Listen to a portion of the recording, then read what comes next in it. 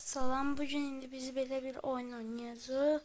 Bilmirəm indi bu oyuna xoşunuza gələcək, gəlməyəcək, amma mən oynamaq istəyirəm. Yoxlayanda da çalışacağam.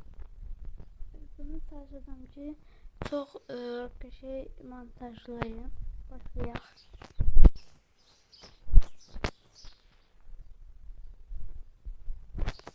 Eğer bu video 300 like gəlsə, həm oyun adın, həm də yeni bir gözəl bir oyun kəşf etməyə çalışacağım, ya da siz yorumlarda yazarsınız.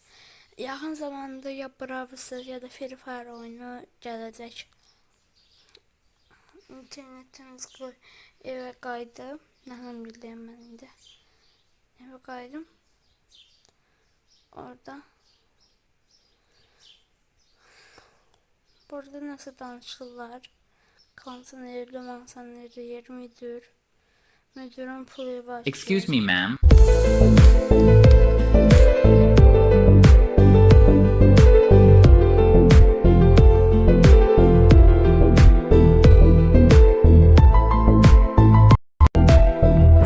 Başlayıq indi.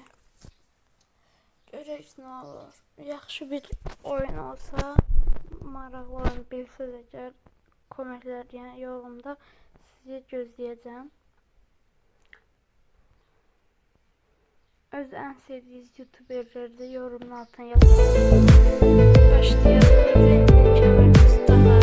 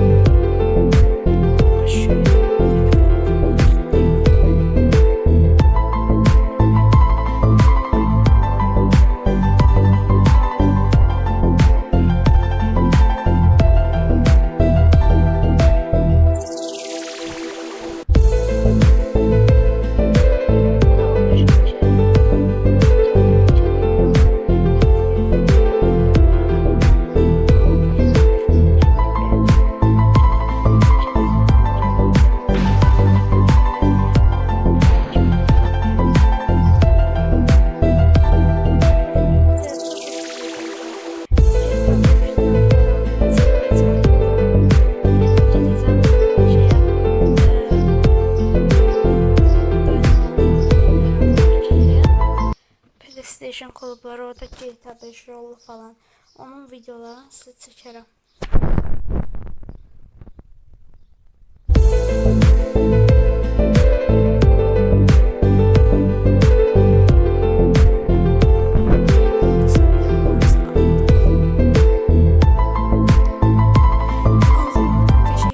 Proceed with your journey and follow the marked route carefully. Passengers are waiting for your arrival at the designated location.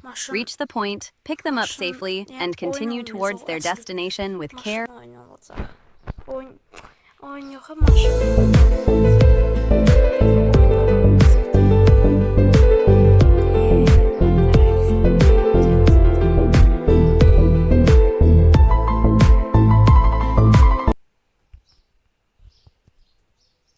İstəyirəm ki, çox danışam, maraqlı olsun video.